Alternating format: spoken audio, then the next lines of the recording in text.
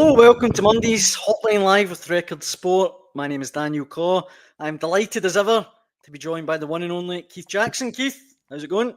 Not bad, not bad. You've left me alone in the sweatbox tonight. The sweatbox is the accurate. I couldn't take it anymore after last night. One guy who won't be sweating because a very windy and wild Auchenhowie is the one and only Andy Newport. Andy, how's it going?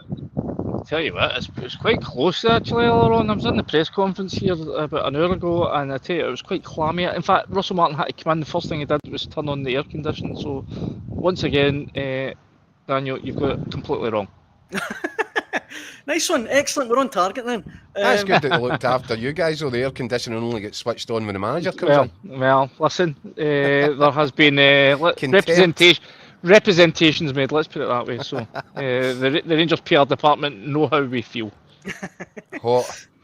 Yeah, not so comfortable. You're obviously there, Andy, because Rangers pre-match press conference ahead of tomorrow night's clash with Panathinaikos. How was Russell Martin? Was he in good form? Yeah, confident. Yeah, excited. You know, I think he's. It's been 4-week sort of build up since he got the job. I think it's 46 days since he was appointed. And while it's flown in, I think he's ready to get down to the real stuff. He's obviously had 4 sort of bounce games, but the real stuff starts tomorrow night, and I think he's excited to show what his new team are capable of and what they're ready to do against Panathinaikos. Obviously a huge game. He was quick to point out that this won't define their season. They should really be judged at the end of May, but he admits that it's going to be an important game, and I think important in the sense of just giving the supporters that opportunity to get a sense of connection with the team. There's a huge amount of change on and off the field, in the dressing room and the boardroom this summer so far.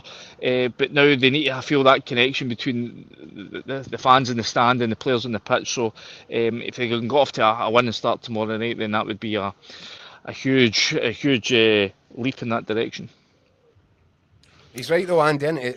This tie, this doubleheader shouldn't define Russell Martin, his managerial credentials, or the season in general, but you can't help but feel in this environment, these matches like this, I know it's terribly awkward coming when they do so early in the summer, but take a wrong step over these 2 legs and the whole thing starts off badly, and it's hard to recover from that.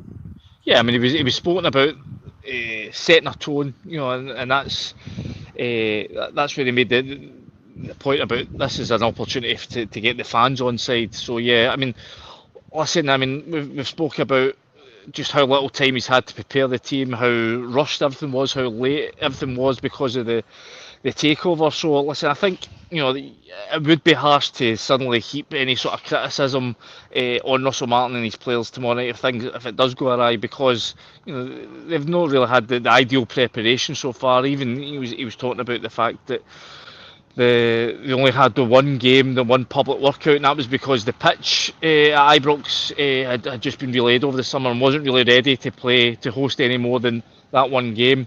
Obviously, he made the point that it's going to be ready. It's perfect condition for tomorrow night. But this has been an unusual summer build-up so far. So yeah, I think it would be harsh to jump to too many conclusions. But you're right. I mean, it is such a crucial game. I mean, not just financially. I mean, obviously we know that if you can reach the league phase, it could be worth up to £40 million and more than that.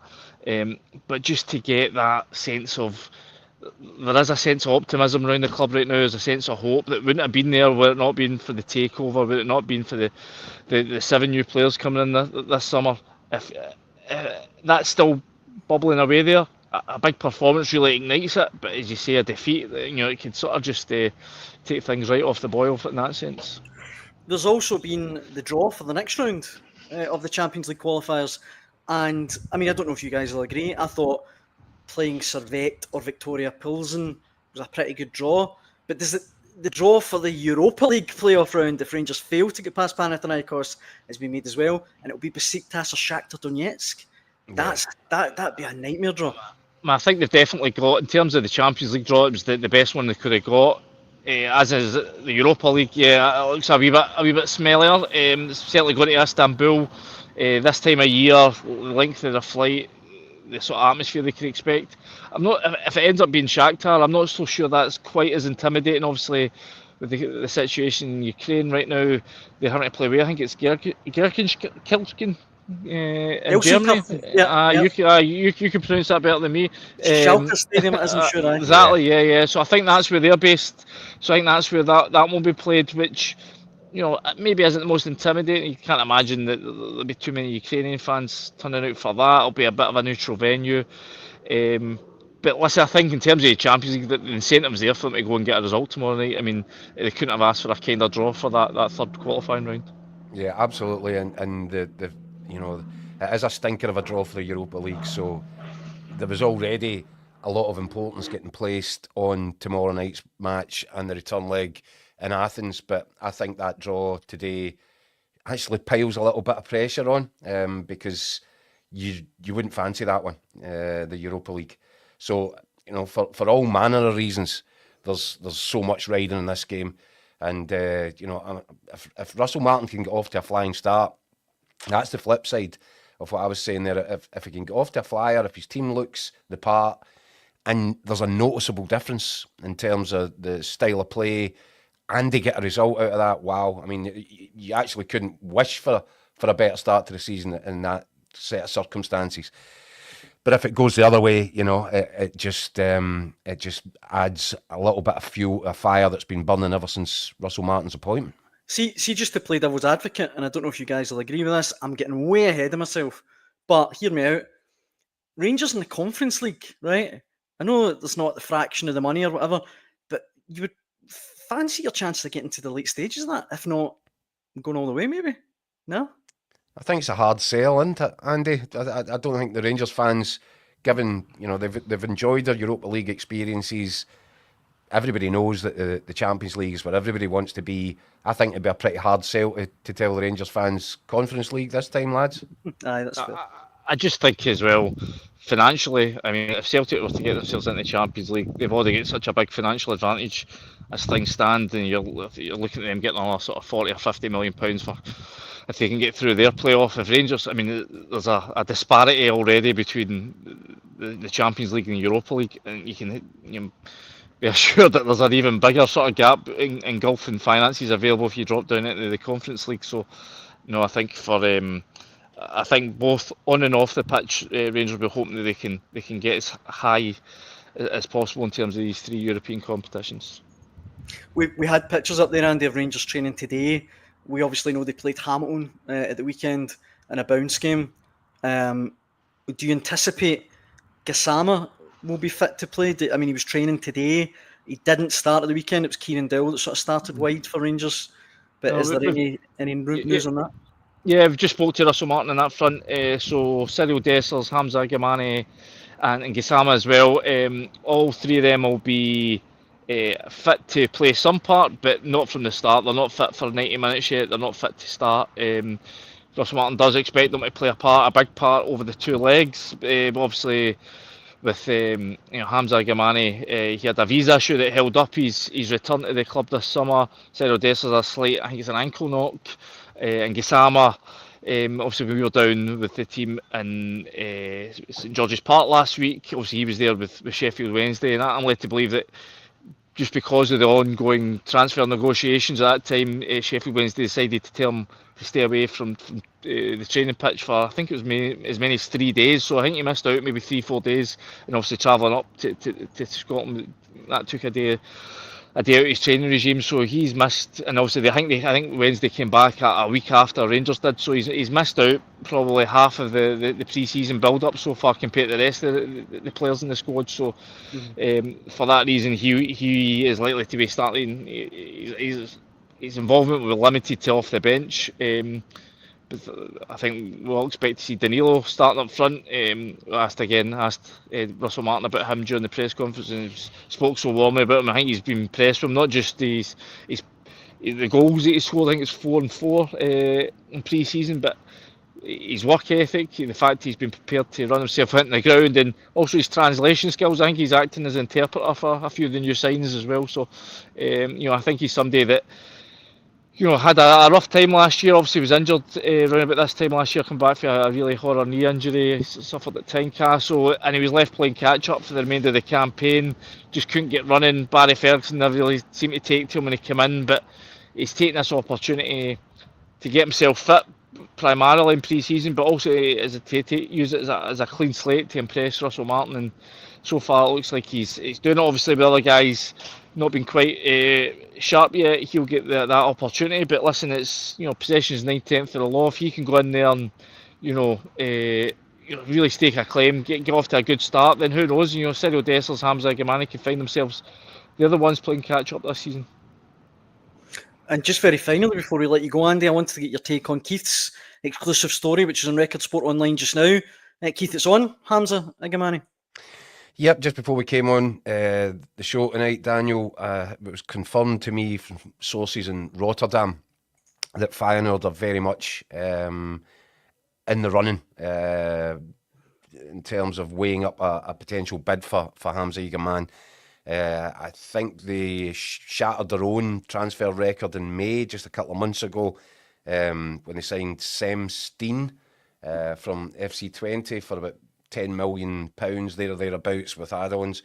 They might have to do it again if they want to enter the bidding for Hamza Egerman. But what I'm told is they're not scared off by the sort of figures that are getting bandied about. There is a genuine interest there. I think they'd really want to back Robin van Persie, their new manager, and they're prepared to throw the kitchen sink at trying to win the title back from PSV this season. But a key essential part of that will be getting a new striker in this summer, and Egerman is a guy of real interest apparently. So that's one to watch. There's been interest from Lille. Lille, we believe, were even able to thrash out what personal terms might look like for Egerman, but I don't think they fancied the price tag that Rangers were looking for. You've now got interest from Rennes, who have obviously sold Kyogo Furuhashi to Birmingham. They've got another striker that's attracting a bit of interest from Spurs that could be going for 20 million. So that if that's the money that's coming in at their end, perhaps the kind of size of the asking price for Egerman wouldn't frighten them too much either. There's been links with Everton and Udinese as well. But Feyenoord, and I find it interesting because Dutch clubs aren't notoriously big spenders. That's a big fee, but apparently Feyenoord are aware of the likelihood of what it would take to get Egerman, and it's not scared them off. There's a couple of people in the comments there. I mean, Hugh, I dare say, has been a bit sarcastic when he says, what's the fee? 35 million. But Scott is asking, what is the fee? Is there any suggestion at all, Andy, what Rangers ballpark would be for Egermani? Yeah, I think it'd be in the region of £15 million. Yeah. I mean, Keith's right. I mean, if Feyenoord are going to get Egerman, they're going to have to pay every penny of Rangers' valuation, because they've already shown so far in the tentative talks with Lille that they're not budging below that. I wrote a story, must have been 3-4 weeks ago now, when the news sort of first came out, that whilst obviously I think it came out from France that Egermani had negotiated and had reached sort of personal terms with Lille, but I was led to believe right from the off that they were always going to struggle to meet Rangers' valuation. They'd almost sort of been spooked by it. Rangers insisting that they weren't going to drop below that sort of £15 million sort of ballpark area, on the basis that they don't need to sell, and the club is financially secure now under the new American ownership. They've made clear that they will only sell for what they believe to be best value. So, I think I obviously understand why clubs like Feyenoord are interested. I think Egermani is, whilst there's certainly some rough edges, he's definitely got huge potential, huge talent. It's just now about whether Feyenoord can come up with the readies. I think it's been to Rangers' benefit that they've managed to drag this whole thing out with Lille, certainly. Whether or not they're still actively looking at him, I'm not quite sure. But I think they would far prefer to be going into tomorrow night's game with Hamza Gamani on the books than without him. And just before we let you go, Andy, what's your prediction for tomorrow night's game? I love putting you in the spot. Well, I've already done it for tomorrow's paper, so I've come prepared. I tipped a 2-0 win to Rangers. I mean, listen, it's hard one to sort of get a feel for just because how little we've seen the Rangers. I mean, apart from that 90 minutes against Club Brugge, that was the only public workout. Scott McDermott and I were lucky to spend an afternoon watching them train down in Burton, and again, it's hard to get a grip of just quite where that means where they're at. What I would say is that I think Rangers at home are always strong.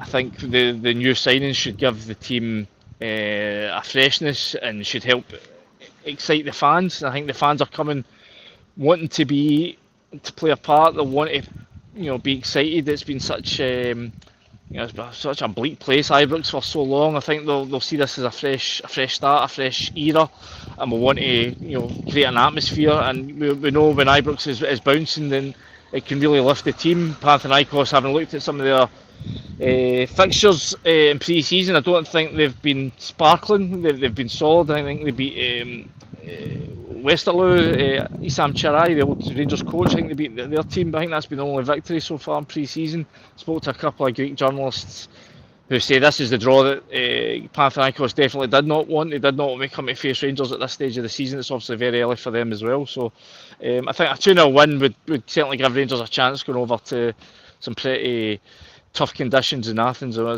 think we've heard it's going to be something in the region of 35 degrees around kick-off time, which won't be good for the pasty Scots amongst us who'll be travelling over. Thankfully, that's not me either. I'll be in the Hollands. And 39 degrees heat in Turkey. I was going to say that. With a pint of lager in my hand and a pool to dive into, I'm sure I can handle it. Listen, Andy, thanks so much for joining us on the Hotline Live, and have a wonderful holiday. Cheers, boys. I shall see you in my return. Absolutely. Safe travels, mate. Hopefully the weather's better than this. I mean, Jesus. Wow. Fingers crossed. Cheers, boys. Cheers, Andy. Andy Newport there, Keith outside Auchenhowie.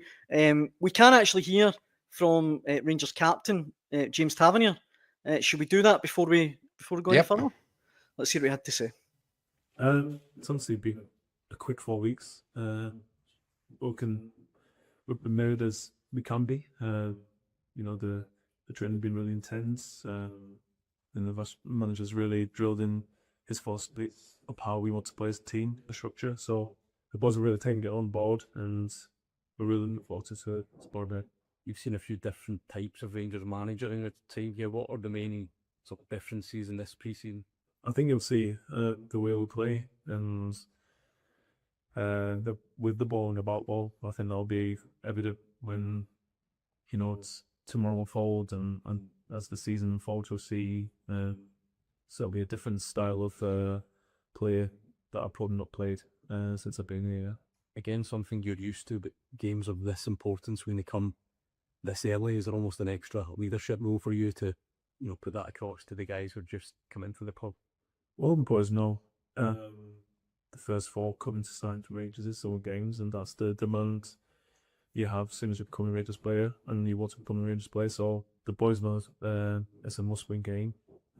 We obviously know it's 2 legs, but we obviously want to take advantage of this home leg first, and so we really want to put in a performance that we could be proud of, and also see where we're at as a team as well. James, I think it was over the weekend you marked the 10th anniversary you signed for the club. How do you reflect on that period? Why there's so many pictures born in my mind is, so yes, it's gone quick. It's gone really quick. I think I said previous years, all the years it's always been a roller coaster. But throughout all, we've always given 110% no matter what, and so we'll continue to do that. And there's still so many things for you that you feel you have to achieve here. I was once away, and that's always been instilled in me as a little boy. I've always wanted to win, no matter what. It's played PlayStation against my son, or it's playing a match or in training. I always want to win, so and I always want to continue to do that until even later in my career, and even after I've retired, and something that I go into afterwards, I want to win whatever I do. Do you see this style of play the managers try and implement here, James. And he's excited for this season, ahead as you have been in a long time when you see what he's trying to do. I'm always excited for every season to begin because it's always a fresh slate. But yeah, I'm really excited the philosophy that the managers want us to play with the ball and off the ball. So, it's going to be intense, and that's, it's being shown in the pre-season that we'll be doing lots of running, and the games behind closed doors, and they're just implements that Keane wants us to play, and you'll see a little bit difference of how we've played over the past few years to be seeing them. How do you view new seasons, James? Do you kind of see it as a kind of building point from how you ended the last season, trying to improve things from that point of view, or is it a complete fresh start? In football, you will see squad members leave, new squad members arrive, so it's always a fresh, squad going into any new season. But yeah, you start again, and we've got obviously a lot's changed around the club from top to bottom. So it's a fresh start for the club, and I think we're all really excited to get behind it. It's a new season, and we obviously want to push ourselves to get there to the very end. Right, we've got plenty of comments and Rangers coming in, Keith. Before we go any further, though, I need to give a shout out to Alistair Ramage. Not because of his content. He says Tavernier will cost us. He's a serial loser. Now, I don't like seeing Tavernier or any player get stick, right? But Alistair Ramage, every single night, Keith, without fail, no matter what we're talking about, will come on and post something negative about James Tavernier. James Tavernier can be nowhere near the news, and Alistair will come on and say, he's better than Tavernier, though. And honestly, whilst I don't like Tavernier getting that level of stick, I actually don't think he deserves it. That is the level of pettiness I aspire to. So, well played, Alistair. Will I go on to some more serious comments, though? Yeah. Why not? Let's have a look at what we've got. Donald says, if Russell Martin can negotiate Rangers to progression in the Champions League, he deserves all the plaudits that come his way. However, I just don't think his squad has had time to truly get into the way it's been suggested he wants them to play. The qualifier has come too soon after pre-season. Eddie says, I'm surprised by Keith Jackson's statement about Martin being given time. That doesn't happen in the old firm. You have to hit the ground running. If Rangers go out of the Champions League at the first fence, the first nail will be hammered into the manager's coffin, lose the first game against Celtic, and the Americans will be on the phone to wee Barry. What do you make of that? I think there's an element of truth to much of that, in terms of it feels like a big ask, and we were mentioning this towards the tail end of last season, that Rangers were already getting behind the 8 ball going into the summer, and he's done a lot of work, and it'll be fascinating to see how that translates to style of play on the pitch. Is there a noticeable difference? You would imagine certainly Russell Martin will be hoping so. So that's going to be fascinating to see how it gels, how it clicks, how the pieces fit together. But it does feel a little bit, if I'm perfectly honest, it feels like too much too soon. This Panathinaikos doubleheader, I just feel that, the odds have been stacking up against Russell Martin since he came into the position, absolutely because there was so much work that was required to be done. And look, I think they've made a good fist of it. They've brought in 7 new players. I would imagine, although we've, the kind of Rangers games, most of them have been behind closed doors, so it's difficult to gauge what stage he's at in terms of implementing his idea and his strategy and how he wants the game played. We'll see that with our own eyes tomorrow night. And that'll be a fascinating first indicator for the level of work that's gone on over the last few weeks. I think Rangers fans, I was going to say, I think they will be satisfied if they can see signs of the direction of travel, if they can see signs that this is contemporary, it's completely new, it's like nothing they've seen before, it's exciting, it's front foot, it's high energy, intense. I think that might be enough to keep them on side, even if the result isn't a terrific one over the 2 legs. But I come back to it, Daniel, that draw earlier on today and the way that the cards have fallen there, Rangers could really do with getting through this this doubleheader. I don't know how good Panathinaikos are. Andy was saying they're not ripping up any trees this summer. They might be a fairly average Greek side, and you would like to think that Rangers could get ahead, get some early momentum, and do a bit of damage in the home leg. But there's just so hard to tell. Aye. And for that reason, I've kind of gone 1-1. I just think that, as I said, too much too soon. I think it would be almost impossible to get this Rangers team ready for this game at this point, given the amount of turmoil there's been in terms of turnover of players and new recruits and trying to implement this new style of play. I think it's a big ask. If Rangers can get anything better than a draw tomorrow night, then I think Russell Martin should be delighted, and I think the fans will be delighted, because they have to understand, and this is what I said last night, Daniel, there is a requirement for patience and time here. Whether or not Russell Martin gets it, I'm not sure, but it's certainly what he's going to need. And he could buy himself a bit of breathing space with a good performance and a good result tomorrow night, that's for sure. Our pal Gianni's been in touch. He keeps going on about if you're going to be at Ibrox tomorrow night. He says, will Keith be welcome back to Ibrox finally tomorrow night? No. Excellent, we can move on for that.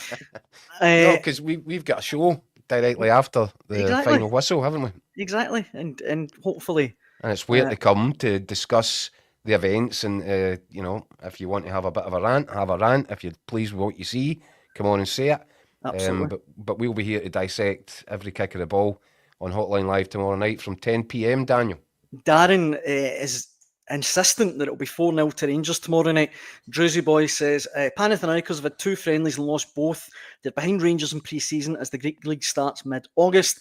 Rangers will beat them. And a couple of more. But it's so difficult to tell, because we've not seen what this Rangers side looks like. I know. It's so tricky. Put it this way, what I did see was the first 45 minutes in the first pre-season game. You can't judge anything based on the first pre-season game, but they weren't that impressive. I was looking for signs of what the changes would look like, how Russell Martin's signature looks on this team.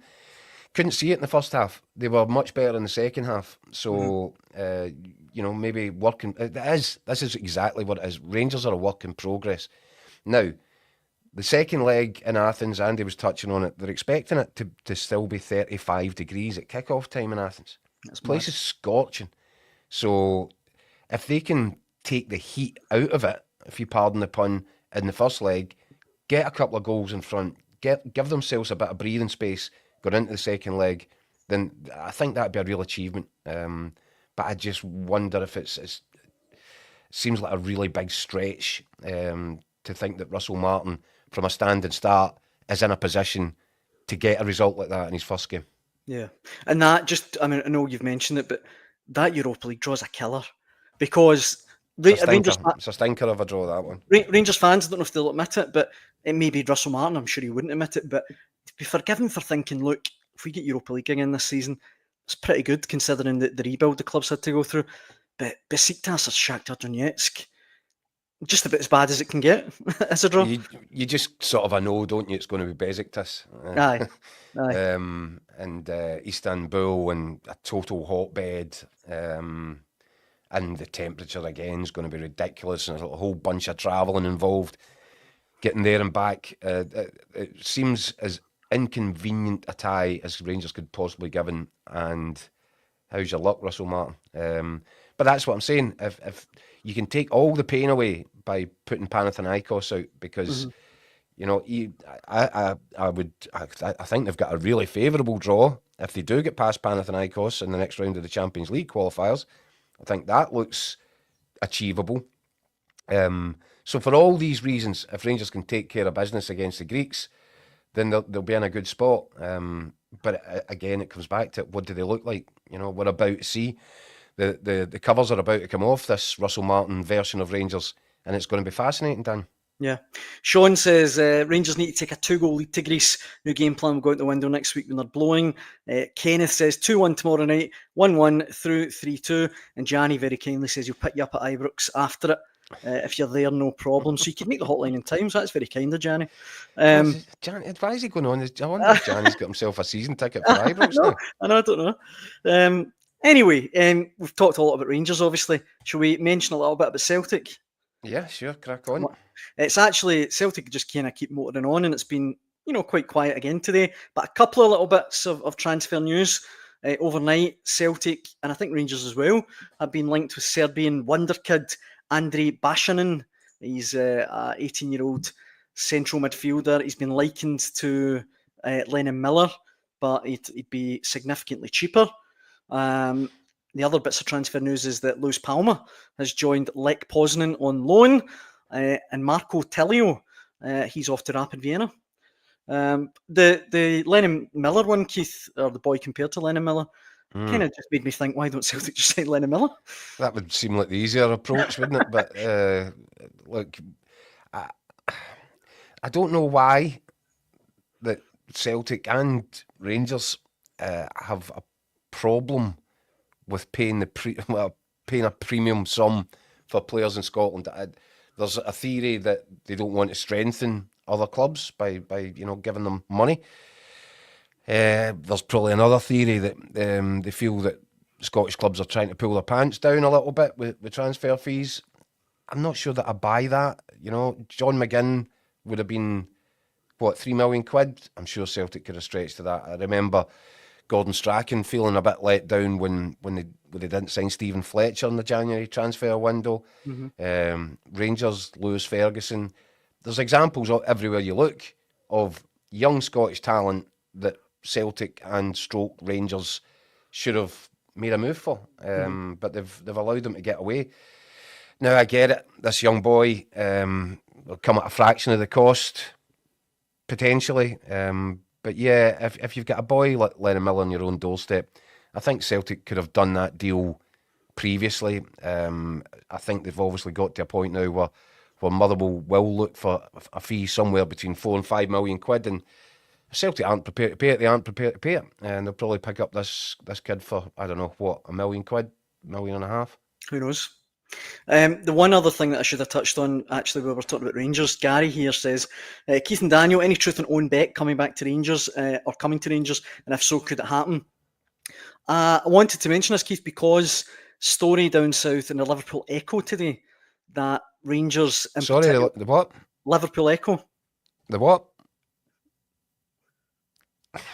Can't believe I fell for that the first time. That was an absolute shocker. See, there I was like, is my mic working?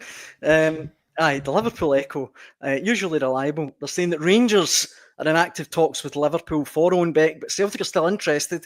Liverpool apparently want 10 million for him, whereas according to the report, Rangers are looking to try and get a deal done around 7. I mean, that seems like a lot of money. That seems like a lot of money, particularly for a left back. But who knows? Yeah, the rumours haven't gone away though. Been fairly persistent. And I think when you look, tomorrow night Rangers will play Max Aarons at left back. Yilmaz has basically had his shirt taken off him and told make his way to the airport, basically. So they've got Yefte, obviously, at left back, and Max Aarons, who's a right-footed left back. So you can perfectly well understand why Rangers would have an interest there. But £7 million sounds like a lot of money. It is a lot of money. Mm-hmm. Mark is one of a few people asking about Dyson Maeda, if we've heard anything about him and links to Brentford. He says, very worried about Rodgers going about the new guy being faster than Dyson. The drip feeding is the bad news. I've got a feeling this is going to get played back to me. But look, I know Brentford are a good club, really good team in recent years, and they've got the money. But Celtic to Brentford... It's the appeal. Listen, what you can't ignore is the appeal of the English Premier League, Daniel. It's just a fact. I know. No matter who it is. But I'm going to, double down on this one. I'm fairly sure that Dyson Maeda is more than happy at Celtic and has got no real desire to explore opportunities elsewhere, be that in England or anywhere else. I think if you're Celtic, it's a similar situation to the one that Rangers are in with Nico Raskin. You want to sit these guys down and say, look, let's talk turkey here. Let's get a deal on the table that suits all parties. Yeah. And I think that would be Celtic's priority right now, is maybe looking at extending Dyson Maeda's contract, because I think he's perfectly happy where he is. In the comments, Chris says, it was 98 degrees in Houston, Texas on Saturday and I was playing soccer. I also scored 6 goals. Not bad for a 58-year-old. Chris, Okay. if you can keep us updated with that, we'd really appreciate it. Thanks for that. Away Good on you. from... Yeah, no, brilliant. Well done, Chris. Away from Celtic and Rangers, Keith, there's been some European news for Hibs and Dundee United. Yeah. They found out their European fates today. Hibs obviously have been drawn against Midtjylland, which is a really tough draw to begin with. But if they get past that in the Europa League qualifiers, they'll play Norwegian side Fredriksson in the next round. And Dundee United, That's a good draw. what the Hibs one, Yeah. if they can get by Midtjylland, those tough. That's the stinker. Aye. Their first hurdle was a stinker. The second one, if Hibs, and this is what I'm crying out for. I'm crying out for some of Scotland's teams now to really start landing a few blows when they go into Europe. It's embarrassing, and we're embarrassed by it almost every summer. There's this big rush and race and celebration about getting a European place at the end of the season, and Scottish clubs outside, away from Celtic and Rangers, they've just had this horrible habit of then falling over their own feet as soon as they get the passports out. I suspect I've got a good feeling for Hibs, and I think they might surprise Midtjylland. What an early start to the season that would be for Scottish football. Oh, it'd be incredible. Aye. If Hibs could get something there, a bit of joy, get through that tie, because the draw's been kind if they can. And look, it's not. I mean, the form Hibs were in last season, it's not unforeseeable. You know, No, it's not. Absolutely Listen, not. Hibs were going blow for blow. Once they found the right formation and once the pressure started to ease on David Gray, Hibs were going toe to toe with Celtic in terms of Well, they beat points Celtic, didn't they? Aye. over the second part of the season. So this is a good Hibs side. He's added to it over the summer. And I think, I hope that that Midtjylland are looking at Hibs and, you know, maybe getting a wee bit complacent, maybe thinking, oh look, you know, these Scottish teams are cannon fodder at this time of year. I would really love it if Hibs could land a blow there and get into that next round, because I think the next round looks achievable as well. And Dundee United, mentioned them there. They have Luxembourg side Una Strassen, and if they get past them, they more than likely are going to face Rapid Vienna. It's a Snyder, isn't it? I can't see that ending too well for them. But That's look, a who difficult knows? Who knows? I mean, Mind you, if Lewis Palmer's getting a game there, maybe it's not. no, it's Marco Tellio. Oh, it's Marco Tellio, that's what I mean. Which is even more, you know, it's going to go along. And as Mark says, though, we need the coefficient points. We really do. Need everyone we can get. And, you know, every summer I seem to have this vision in my head. Could you imagine what it would look like if all our teams could get through into group stage football? Could you imagine what that season would look like? Oh, it'd be brilliant. I mean, there would be, it's difficult, as, you know, look at Kilmarnock last season. They get into Europe, you know, have a couple of games in Europe, and then it just totally knocks them off kilter domestically. So you don't want it having a negative impact on what I think could be a really exciting domestic season. Yeah. But I'm kind of minded to go the other way and just think, no, the more the merrier here. If we can get our clubs in competing regularly in European football, the money, the trickle down is massive in terms of the financial impact it could have for the health of the Scottish game in general. Brilliant. But also, if these teams are competing and if they can get used to it and find their stride about playing midweek and at weekends domestically, you know, I just think it could really add and build the excitement for the whole campaign. It'd just be so good if you know, it'd be amazing. We could get, you know, teams filling up the group stages of these competitions and getting the experiences and giving the fans, you know, good memories and just feeding into the feel good factor, Dan. That's what I'm hoping for, and I think Hibs could start it. Aye, and Hugh says that, you know, he mentions there that Ronan Hill to Aberdeen should be confirmed tomorrow, and he also points out that obviously Aberdeen have got guaranteed group stage football, which fair play they do. But if we get every team in, that would just be fill up the slots. That's what we're looking to do. So yeah, fingers crossed. Absolutely. I think that brings us to the end of Monday night's Hotline Live with Record Sport. Thank you, as always, for all the comments that have been sent in. We really appreciate it. We'll be back tomorrow night at the later time of 10 p.m. when we'll be reacting to Rangers' first leg clash with Panathinaikos. See old Jammy's number tomorrow. I was going to say that, get the Horlicks out. And I will be back then. We hope you can join us. Keith, it's always a pleasure. Cheers, Dan. See you tomorrow. See you tomorrow. Thanks for watching. Hope you can join us tomorrow. Cheers.